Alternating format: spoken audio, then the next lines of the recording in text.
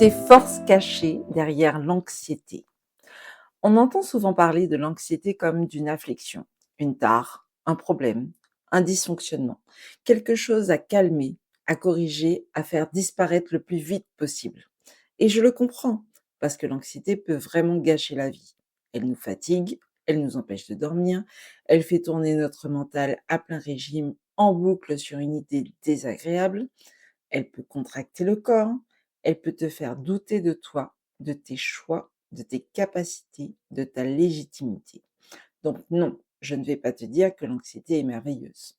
Je ne vais pas glorifier la souffrance qu'elle entraîne bien souvent, ni te demander de remercier tes crises, tes insomnies, tes peurs ou tes ruminations, comme si c'était un cadeau magnifique emballé avec un joli ruban.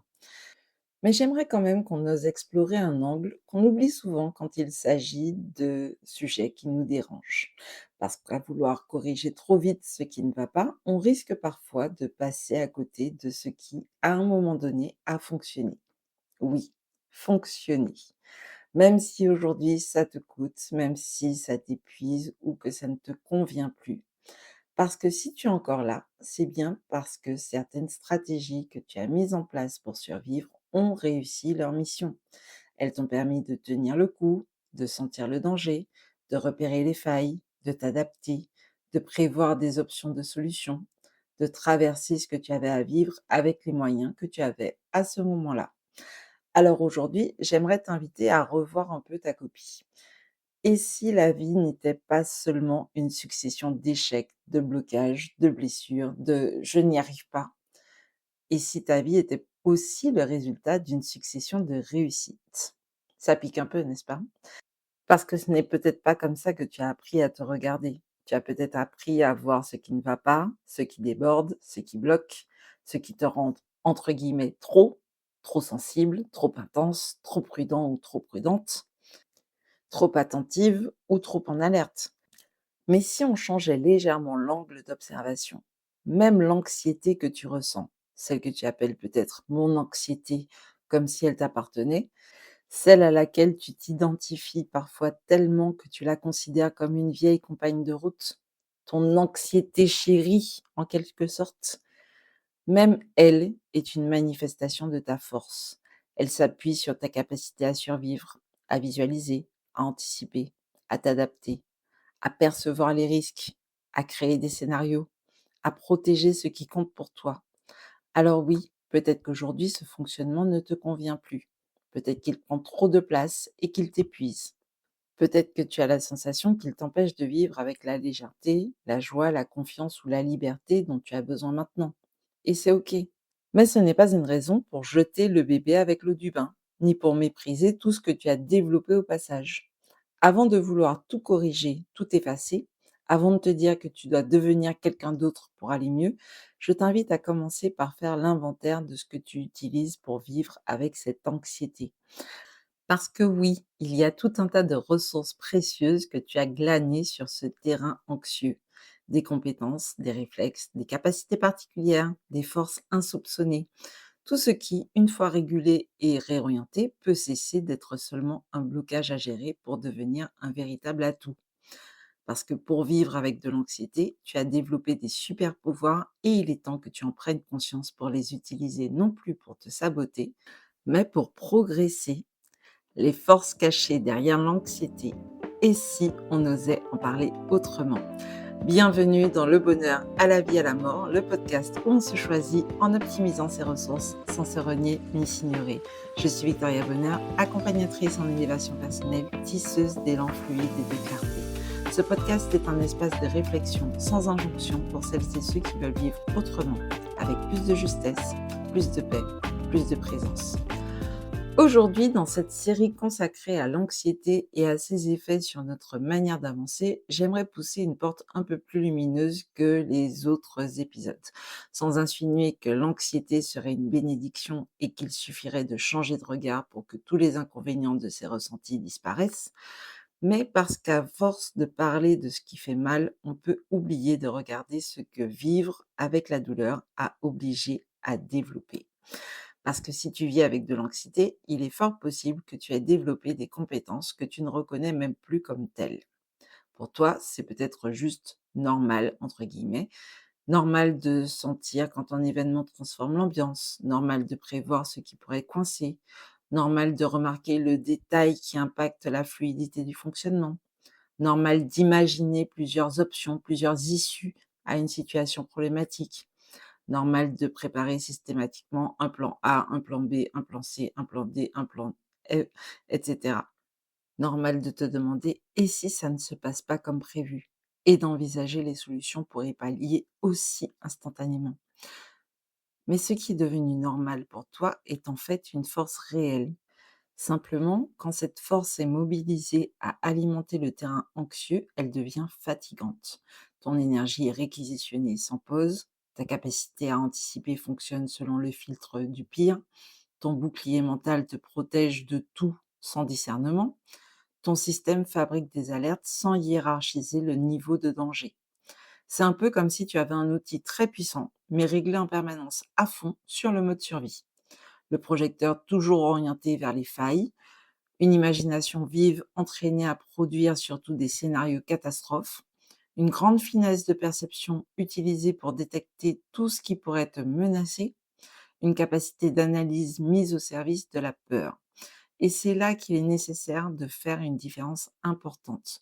Le problème n'est pas forcément ta capacité à anticiper, c'est peut-être l'endroit vers lequel elle est orientée.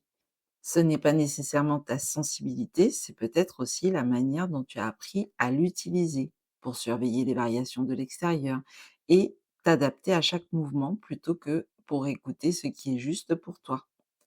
Ce n'est pas évidemment ton imagination, mais c'est peut-être parce qu'elle a été entraînée à créer ce que tu ne veux pas vivre au lieu de participer à créer ce que tu veux réellement construire. Et ça, c'est une nuance essentielle. Parce que si tu crois que tout est mauvais dans ton fonctionnement, tu vas essayer de détruire une partie de toi-même très performante qui existe déjà et qui peut être mise au service de ton mieux-être. Tu peux vouloir devenir quelqu'un d'autre, quelqu'un de plus calme, plus détendu, plus léger, plus simple, plus normal, quoi. Mais tu n'as pas besoin de te mutiler pour y arriver.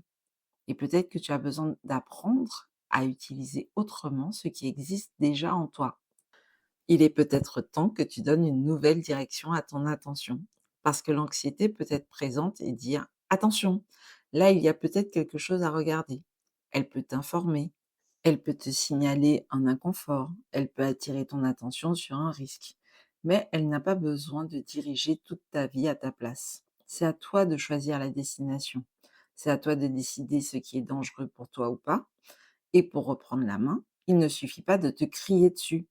Parce que très souvent, plus tu combats l'anxiété, plus ton système intérieur comprend qu'il y a un danger et que ce danger est même à l'intérieur de toi. Alors il insiste, il répète, il augmente le volume, pas pour t'embêter, mais parce qu'il veut être entendu, pris en considération et s'assurer que tu seras protégé. C'est pour ça que la réorientation, la réaffectation des ressources me semble plus intéressante que la guerre intérieure. Au lieu de dire: «Je dois éliminer cette anxiété», tu peux commencer par te demander qu'est-ce qu'elle essaye de protéger? Quelle compétence est activée à ce moment-là? Quelle information est disponible? Comment est-ce que je peux utiliser cette information sans me laisser perturber par l'alarme qui a attiré mon attention dessus? Parce que derrière l'anxiété, il peut y avoir de la vigilance, de l'anticipation, de la créativité, de l'empathie, une attention fine aux détails. Et toutes ces forces sont précieuses. Par exemple, tu es en réunion, tout le monde valide rapidement, tout le monde semble d'accord, et toi, tu sens qu'un détail n'est pas clair. C'est pas pour casser l'ambiance, ni pour ralentir tout le monde, mais parce que tu vois déjà où est-ce que ça peut coincer. Alors tu poses une question ou tu fais une remarque. Et parfois, cette question ou cette remarque va éviter trois gros problèmes qui seraient apparus bien plus tard. Ça, c'est une force. Mais si cette vigilance tourne sans pause, elle devient de l'hypervigilance. J'ai d'ailleurs fait un épisode de podcast qui en parle. Tu ne repères plus seulement ce qui mérite d'être clarifié, tu scannes tout, les silences, les visages, les délais de réponse, les micro-changements de ton, et là, la vigilance, elle ne t'aide plus, elle t'épuise. C'est pareil avec l'anticipation. Prévoir un plan B, ça peut être utile. Identifier un risque, c'est précieux. Repérer une faille avant qu'elle devienne un problème, ça peut faire gagner beaucoup de temps. Mais quand l'anticipation est capturée par la nécessité d'éviter absolument toutes les situations qui pourraient potentiellement devenir problématiques, elle veut tout verrouiller pour tout garantir, pour tout contrôler, comme si c'était humainement possible. Alors que pas du tout. Elle te fait croire que tu n'as pas le droit de commencer tant que tu n'as pas éliminé tous les risques négatifs, y compris ceux qui vont avec les potentiels heureux. Et comme la vie ne donne jamais cette garantie, tu restes bloqué, à réfléchir, à ajuster, à repousser, à attendre d'être parfaitement prêt ou prête. Et là, l'anticipation, qui est une force, agit contre toi, parce qu'elle n'est pas calibrée pour te permettre d'avancer, mais au contraire pour te bloquer. C'est pareil avec la créativité. Une personne anxieuse a souvent une imagination débordante. Elle peut créer des scénarios avec une précision incroyable, voir plusieurs issues, entendre un soupir et imaginer 10 possibilités, comprendre très vite comment une situation peut évoluer. Mais si cette créativité sert uniquement à imaginer le pire, elle devient douloureuse. C'est comme si ton esprit lançait une plateforme de streaming intérieur avec uniquement des films d'horreur sur tout ce qui pourrait mal tourner dans ta vie. À force, c'est épuisant, mais la capacité de création, elle, elle est là. Elle est déjà présente et elle est déjà active en toi. Ton esprit sait créer. La question, c'est s'il sait déjà envisager tous les scénarios, après avoir passé en revue ceux qui mènent à la catastrophe, est-ce que tu l'autorises à explorer aussi ceux que tu veux vivre? Pas en mode pensée magique, ni forcément tout ira bien, et cetera. Mais en mode: «Très bien, j'ai vu ce que je redoute, quelles options qui me conviendraient seraient possibles? Et maintenant que j'ai exploré les 2 types de scénarios principaux, qu'est-ce que je choisis de construire?» Parce que si ton esprit sait imaginer ce que tu ne veux pas vivre, il peut aussi apprendre à imaginer ce que tu veux rendre possible. Et ça change tout, parce que ton énergie va là où tu focalises ton attention. C'est pareil avec l'empathie. Quelqu'un répond «ça va» avec un ton un peu sec et toi, ton système, il le capte tout de suite. Il cherche à comprendre, il cherche à éviter le froid, la rupture, le conflit. Cette finesse peut t'aider à prendre soin de tes relations et des liens entre les personnes. Mais si elle n'est pas régulée, elle peut aussi t'effacer. Tu te mets à porter les émotions des autres comme si elles étaient sous ta responsabilité. Tu veux réparer l'ambiance, tu veux anticiper les réactions, tu veux faire en sorte que personne ne soit déçu. Et là, l'empathie ne sert plus seulement la relation, elle te fait carrément disparaître derrière les besoins supposés des autres. Parce que tu n'es pas dans leur tête. Donc, la question n'est pas de supprimer l'empathie, la question c'est de la remettre à sa juste place. Oui, je peux ressentir, je peux comprendre, je peux tenir compte de ce qui se présente, mais je n'ai pas à porter les émotions de l'autre à sa place. Je n'ai pas à disparaître pour maintenir une paix de surface. C'est pareil avec l'attention aux détails. Tu relis un document, là où quelqu'un d'autre passerait vite, toi tu vois la phrase un peu floue, la consigne ambiguë, le détail qui peut créer un malentendu. Parfois, c'est exactement ce détail qui évite une erreur plus tard. Mais quand cette attention est captivée par l'anxiété, elle devient du perfectionnisme. Elle ne dit plus j'ai envie de faire quelque chose d'utile et de solide, elle dit si ce n'est pas parfait, je suis en danger. Et là, elle t'empêche carrément de commencer, de publier, de transmettre, d'agir. Alors que l'intérêt de ton élan, ce n'est pas de tout rendre parfait. L'utilité de cette envie, c'est de contribuer à ce que ton environnement ait accès aux mêmes informations que toi pour qu'il et elle puissent choisir ce que ils ou elles feront. Alors, à toi de savoir quel est le niveau de précision qui sert réellement ta vie et quel niveau de précision est en train de t'empêcher de communiquer, donc d'avoir l'impact que tu vises sur ton environnement. Le super pouvoir que tu détiens, ce n'est pas l'anxiété. Le super pouvoir, c'est ce que tu apprends à faire de l'énergie qu'elle mobilise. Ton pouvoir réside dans ta capacité à récupérer ce qu'elle active en toi. Ton imagination, ta vigilance, ta finesse, ton anticipation, ton empathie, et à le remettre au service de tes projets. Et pour que ces forces deviennent vraiment des appuis, ton système doit se sentir suffisamment en sécurité pour les utiliser autrement. Un système en alerte ne crée pas librement. Il survit, il scanne, il contrôle et il verrouille. Donc avant de recalibrer les forces qui aujourd'hui servent surtout à te freiner, il peut être utile de commencer par rassurer le corps qui porte cette anxiété, de façon peut-être imparfaite et instable au début, avec des gestes simples. Respirer en allongeant un peu l'expiration, mettre une musique qui t'apaise, fermer les yeux le temps de respirer 3 fois, changer de position. Tu es assise, tu te lèves, tu es debout, tu t'assieds, tu sens tes pieds au sol, tu relâches les épaules, tu te lèves et tu marches quelques instants à reculons. Il paraît que ça aide à revenir dans l'instant présent. Tu écris ce qui tourne dans ta tête.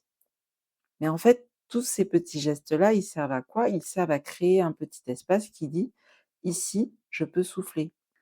Ça a l'air d'être des détails, mais c'est loin d'être ridicule parce que ce sont des petits messages que tu envoies à ton corps pour lui rappeler que tu es là, que tu peux être imparfait ou imparfaite et rester en sécurité. Et si une pratique te donne l'impression de te forcer, tu n'es pas obligé de la garder. Aucune pratique visant à t'apaiser ne doit devenir une nouvelle manière de te maltraiter. Le but n'est pas de faire semblant d'aller bien, le but est d'élargir ton espace de choix et ton espace de sécurité. C'est exactement de ça qu'on parle depuis le début. Réorienter sans nier, rassurer sans écraser, utiliser sans subir, parce que si ton cerveau sait déjà explorer les scénarios catastrophes, on peut partir de là. Plutôt que de chercher à zapper cette étape parce que de toute façon tu as déjà l'habitude de le faire, eh bien au contraire, on va passer par cette étape puisque de toute façon elle contient de l'information. Elle te montre ce que tu crains, ce que tu ne veux pas revivre, ce que tu veux protéger, ce qui a besoin d'être sécurisé. Mais au lieu de s'arrêter là et de laisser le scénario catastrophe être le seul film disponible, on va rajouter un autre angle.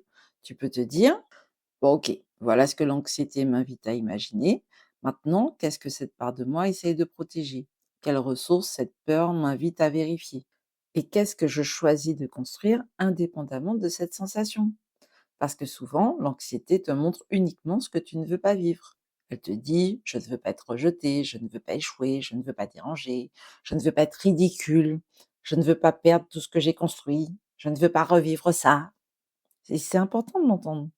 Mais si tu restes uniquement là, ton système, il sait ce qu'il fuit, mais il ne sait pas plus vers quoi il a envie d'avancer.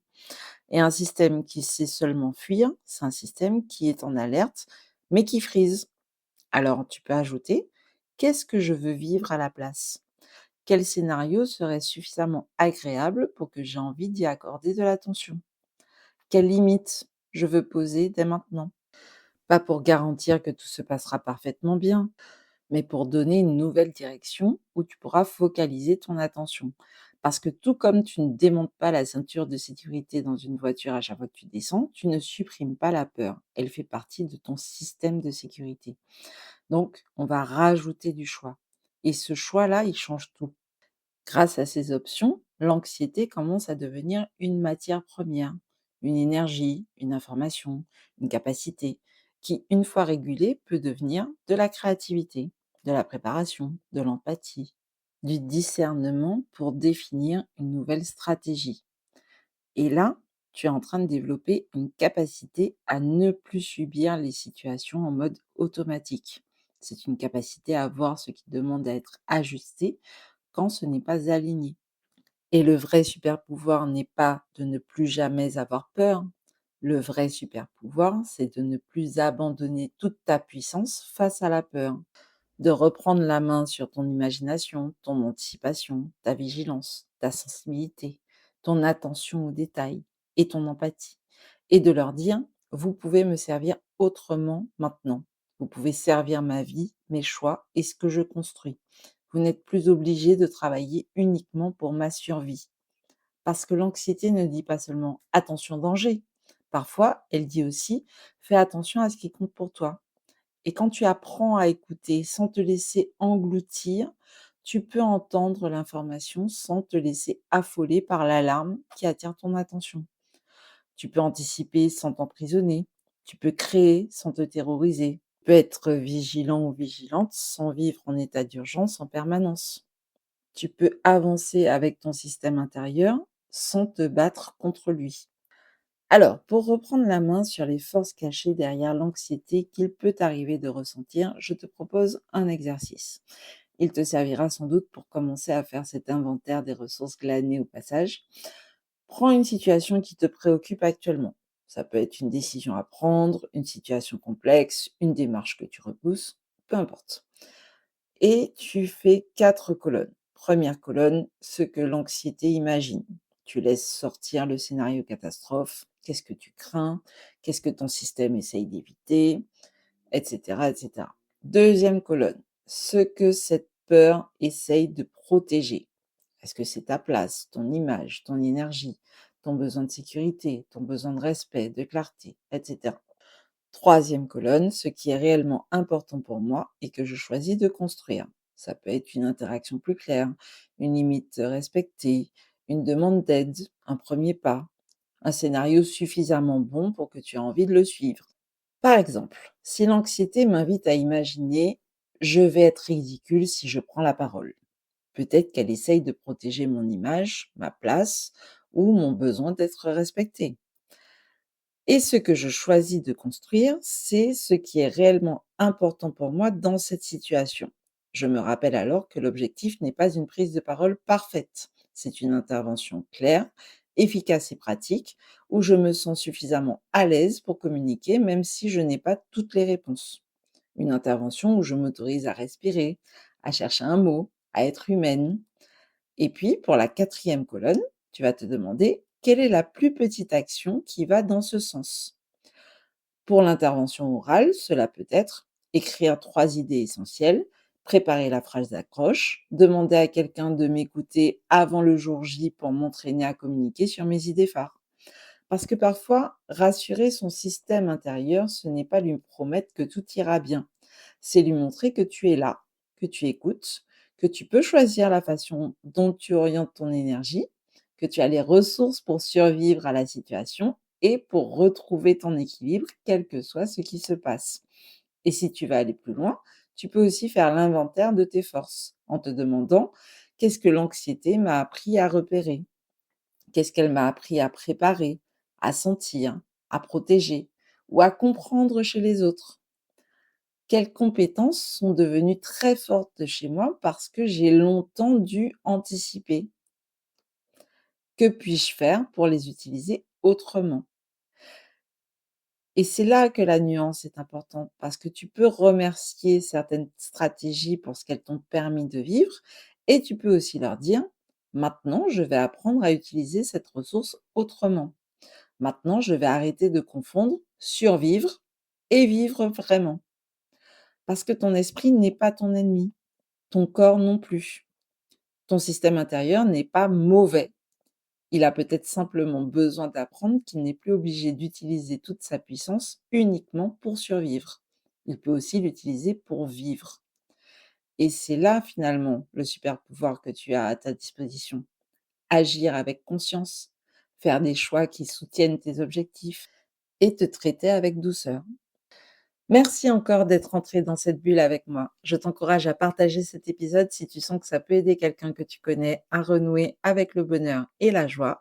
Si ce sujet t'a plu, tu n'hésites pas à mettre un like et un commentaire pour me dire ce qui a particulièrement résonné pour toi.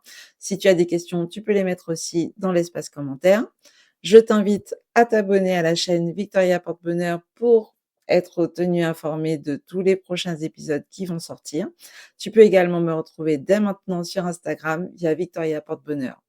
Parce que le bonheur n'est pas un luxe, c'est un appel à l'alignement de soi, à la vie, à la mort. C'était Victoria Bonheur dans le bonheur, à la vie, à la mort, le podcast où on se choisit en optimisant nos ressources sans se renier ni s'ignorer. À bientôt!